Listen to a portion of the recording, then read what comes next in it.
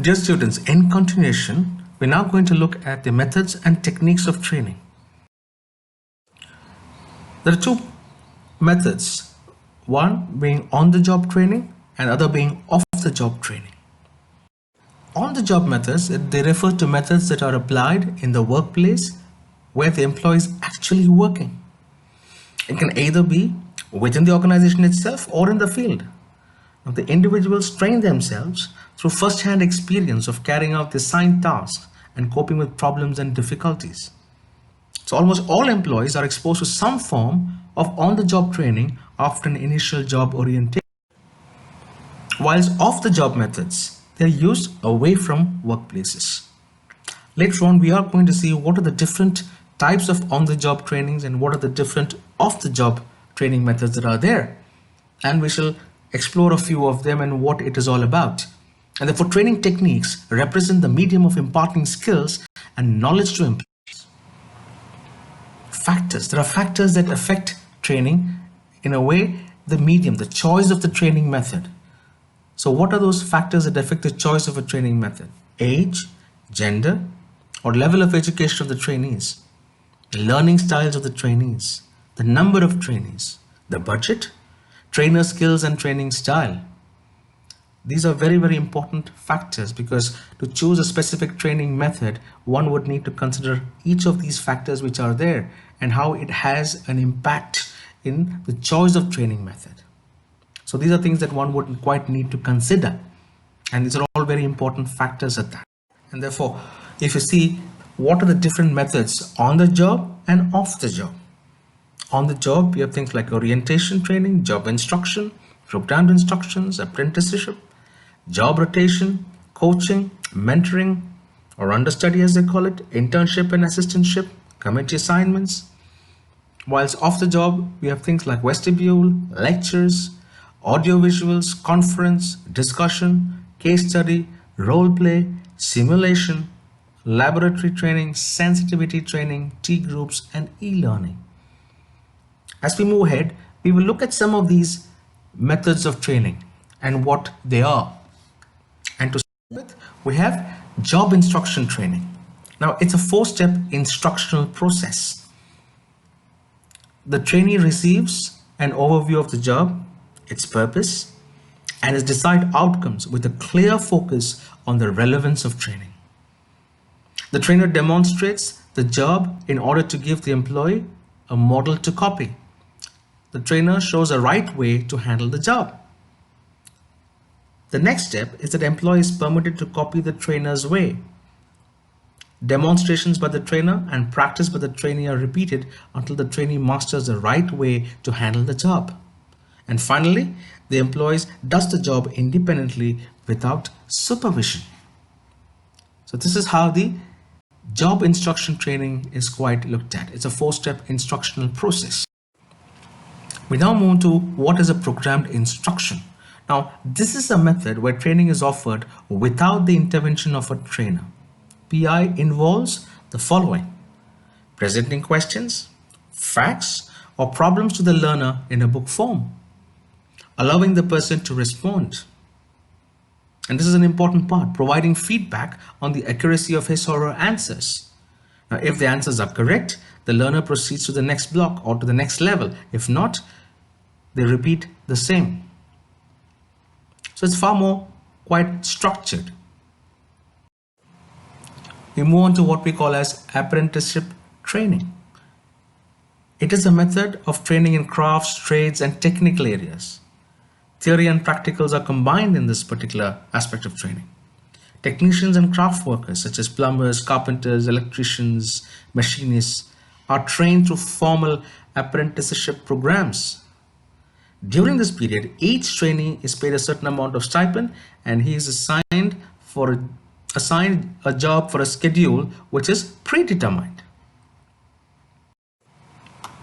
If I look at some of the other training methods as we move on, we have the assistantship and internship. They're similar to the one which we saw earlier, which is the apprenticeship, because they also demand high level of participation from the trainee. And therefore, an internship is a kind of on-the-job training that combines job training with classroom instruction in schools, colleges, or universities. Coaching. Coaching is a kind of daily training and feedback given to the employee by immediate supervisors. But what does coaching entail? In coaching, the supervisor explains things and answers questions. He or she throws light on why things are done the way they are. He or she offers a model for trainees to copy. Conducts a lot of decision-making meetings with trainees. Procedures are agreed upon and the trainee is given enough authority to make decisions and even commit mistakes.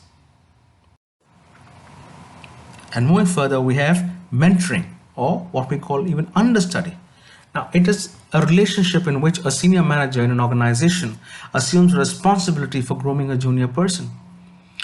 Technical, interpersonal, and political skills are conveyed from a more experienced person.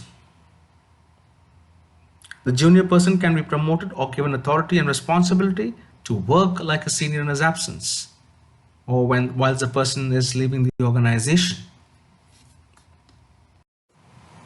Another important aspect of the on the job is the job rotation. Now, this kind of training involves the movement of training from one job to another. Now, this will help him to have general understanding of how the organization functions, greater understanding of different functional areas. It would relieve boredom and monotony of work. Imagine somebody who's been doing a particular function 365 days of the year, the same thing right through. There would be a certain monotony. So job rotation actually relieves boredom and monotony of work because the person gets to try and do something different, and not only that, would try to get to upskill himself or herself. The cross-trained employee provides great amount of flexibility to the organization. Now, in this method, the trainees are asked to solve an actual organizational problem. Now, this is what we call as committee assignments. So when we look at committee assignments, the trainees are given certain problems, actual life problems which is there from an organizational point of view, and try to resolve that, to solve those things. So trainees have to work together and offer solution to a problem. What it also does, it creates a certain bonding. It develops team spirit and work unitedly towards a common goal. So that was some of the on-the-job training methods that we looked at. So let's try and now look at some of the off-the-job methods that are there. Simulation. It is an attempt to create a realistic decision-making environment for the trainee. Now, simulations present likely problem situations and decision alternatives to the trainees. A simulator is any kind of equipment or technique that duplicates nearly as possible the actual conditions encountered on the job. They're trying to create a realistic scenario.